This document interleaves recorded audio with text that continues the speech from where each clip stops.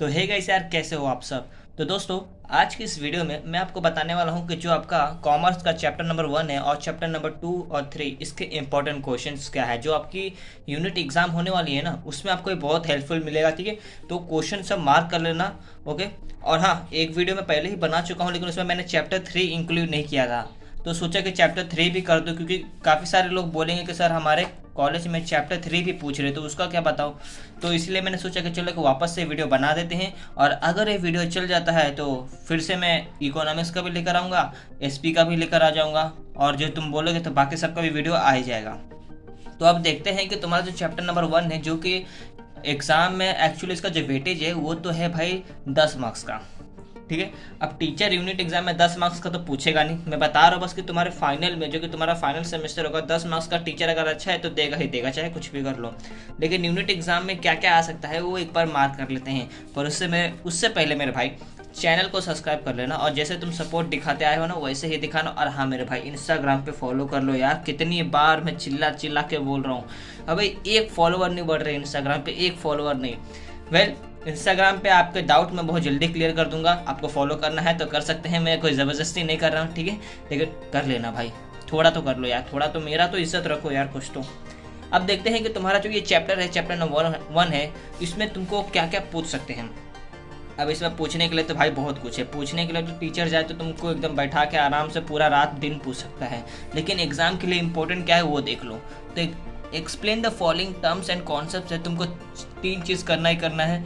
पहला है business, profession, employment, ये 3 चीज़ करना ही करना पड़ेगा, और बाकी तुम करो या ना करो कोई फ़र्क नहीं पड़ता। पर अगर तुमको टाइम मिल जाता है देन आपको यहाँ पे मूव ऑन करना पड़ेगा। कहाँ के लिए? नॉन इकोनॉमिक एक्टिविटी के लिए और इकोनॉमिक एक्टिविटी के लिए। ये दोनों को सिर्फ पढ़ के जाओ। ठीक है, और मैं तो आपको बोलूँगा कि जब आप ये 3 कर लेते हो ना, तो उसके बाद ये सिर्फ आपको ऊपर ऊपर से देख के जाना है और इसका मतलब समझ के जाना है।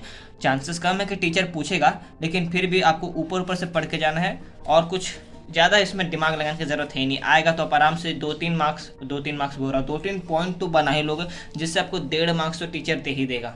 ओके, चलो अब देखते हैं कि डिस्टिंग्विश में तुम्हारा क्या आएगा। डिस्टिंग्विश में इंडस्ट्री एंड कॉमर्स बहुत इंपॉर्टेंट टॉपिक बन जाता है तुम्हारा, और उसके बाद तुम्हारा बनता है एम्प्लॉयमेंट और प्रोफेशन वाला।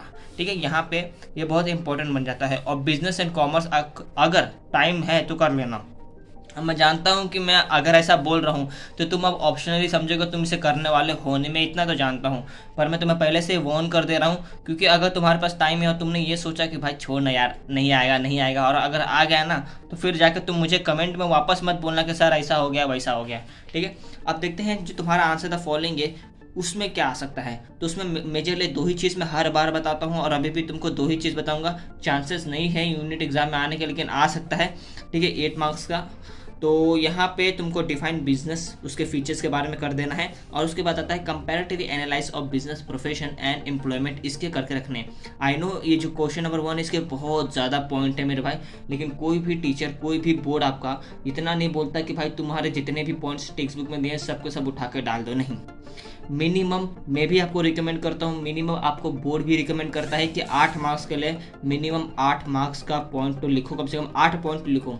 मैं 9 इसलिए बोलता हूँ क्योंकि भाई एक गलत हो गया ना तो उसका मार्क्स मिल जाता है। और हाँ, मैं आपको पहले से बता रहा हूँ कि इसका लिखने का एक तरीका होता है 8 मार्क्स के लिए, मैंने पहले भी आपको बता रखा। आई नो आपको पता होगा, अगर नहीं पता कुछ लोगों को तो मैं बता दूं कि पहले आपको मीनिंग लिखना पड़ेगा, फिर उसके बाद इंट्रोडक्शन और डेफिनेशन अगर दिया है तो डेफिनेशन लिख दो, नहीं तो फिर डायरेक्ट मेन बॉडी से लिखना स्टार्ट करो, हेडिंग्स डालो, और एक मेन पॉइंट्स के नीचे 2 सब पॉइंट्स लिखना ज़रूरी है। ठीक है, अगर आपको अभी भी नहीं समझ में आया तो आप किसी दोस्त से पूछ सकते हो, या फिर मुझे कमेंट करो कि सर वापस से इसके ऊपर एक वीडियो बना दो कैसे यूनिट एग्जाम में लिखा जाता है, तो मैं एक प्रॉपर वीडियो बना दूंगा आप सबके रिक्वेस्ट पे। अब देखते हैं कि आपके अटेम्प्ट द फॉलोइंग में क्या क्या पूछ सकते हैं ये लोग। तो आपके अटेम्प्ट द फॉलोइंग में पूछेंगे what do you mean commerce, what is the meaning of export trade, और टाइप्स ऑफ ह्यूमन एक्टिविटीज़ बहुत ज़्यादा ज़रूरी है। ठीक है, और how does banking and insurance help trading, इसको करके रखना भाई, ये बहुत ज़्यादा इंपॉर्टेंट है, मैं बता रहा हूँ आपको। अब देखते हैं कि आपको जस्टिफाई में क्या करना रहता है। जस्टिफाई में भी इसका एक लिखने का तरीका है, आई नो आपको पता ही होगा।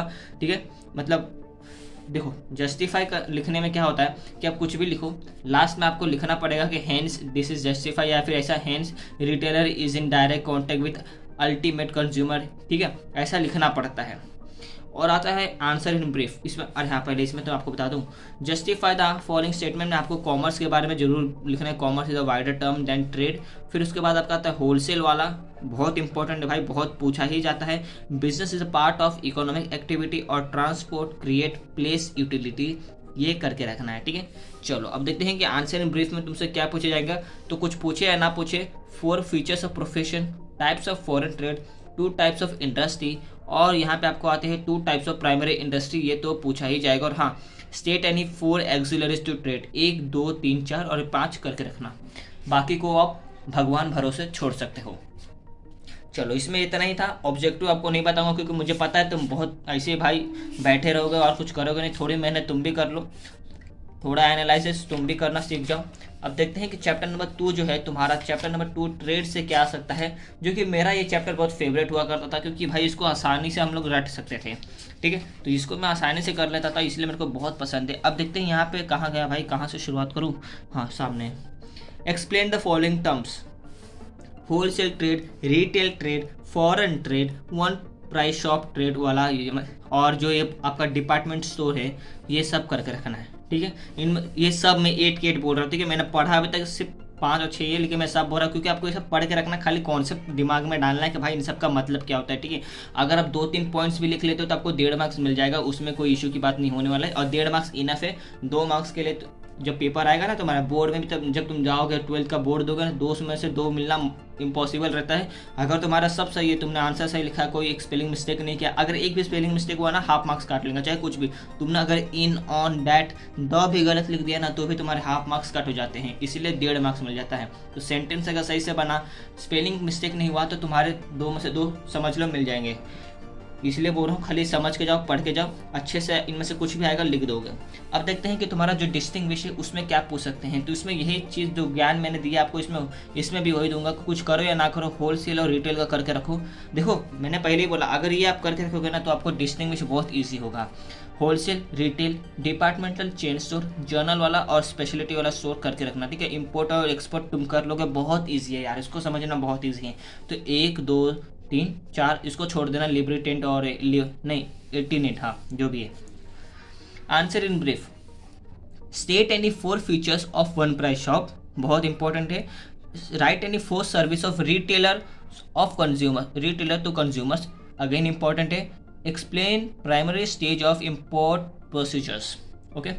तुम्हें कर सकते हो, नहीं तो तुम इसके बदले में क्या करना है, इसके अल्टरनेट के तौर पे तुम state any 2 types of small scale fix shop retailer, इसको कर सकते हो, और कोई इशू की बात नहीं होने वाली है।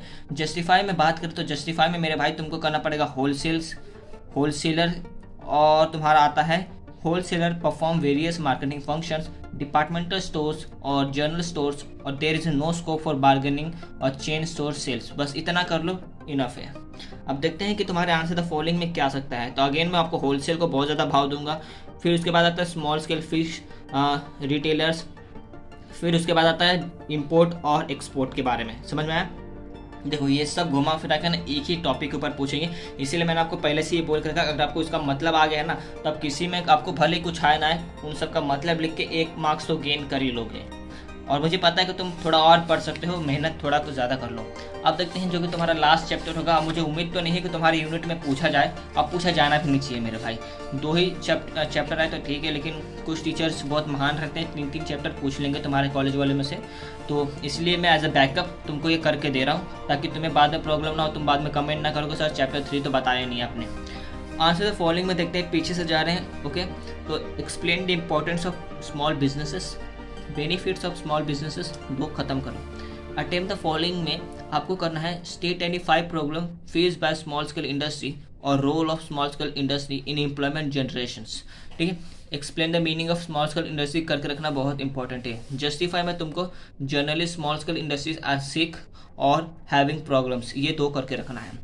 अब देखते हैं ब्रीफ में क्या आने वाला है। ब्रीफ में आपको आएगा मेरे भाई, state any 4 challenges before small scale industries वाला, और state any 4 points of importance of small scale industry या फिर बिजनेस के लिए, जो तुम करना, ठीक है। और हाँ यार, अगर मुझे तुम लोग कमेंट करके बताना कि तुम लोग को ना ये जो केस द फॉलोइंग सिचुएशन है ना, ये वाला, ये देते हैं कि नहीं देते हैं यूनिट एग्जाम में, जरा मुझे कमेंट करके बताना कि तुम्हारे यूनिट में जब तुम्हारे यूनिट का पेपर होगा तो बताना मुझे कि तुम लोग को ये आया था कि नहीं आया था, या फिर पेपर पैटर्न तो टीचर ने दिया होगा ना कि हाँ मेरे भाई ये सब पूछने वाली हूँ, तो मुझे एक बार जरा कमेंट जरूर करके बता देना।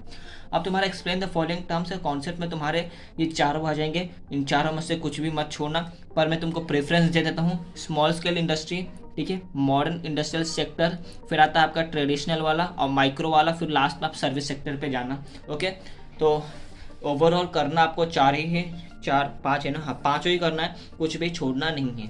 अब ये सारे कुछ थे जो मैंने आपको सब बता दिया है, चैप्टर 1 से लेकर चैप्टर 3 तक दोबारा वीडियो बना है। अगर वीडियो बढ़ता है, व्यूज़ आते हैं, डेफिनेटली आपका इसका अगेन दूसरा पार्ट, दूसरा सब्जेक्ट का मैं ज़रूर बना के लेकर आऊँगा, लेकिन उससे पहले चैनल को सब्सक्राइब करना पड़ेगा मेरे भाई, और कमेंट करके बताओ कि वीडियो कैसा लगा। और हाँ, तुम्हारे यूनिट एग्जाम कब से लेके कब तक है वो भी मुझे बता देना, थोड़ा मुझे नॉलेज मिल जाता है और थोड़ा आइडिया लग जाता है कि भाई आगे कैसा वीडियो बनाना है, कितनी जल्दी बनाना है। नहीं तो पता चला यूनिट का एग्जाम का मैं आज OCM का वीडियो बना रहा हूँ और तुम परसों ये एग्ज़ाम देकर बैठे हो, तो इसीलिए एक बार इन्फॉर्म मुझे कर देना, ठीक है। टेक केयर, बाय बाय, फिर मिलूंगा एक और नई वीडियो में।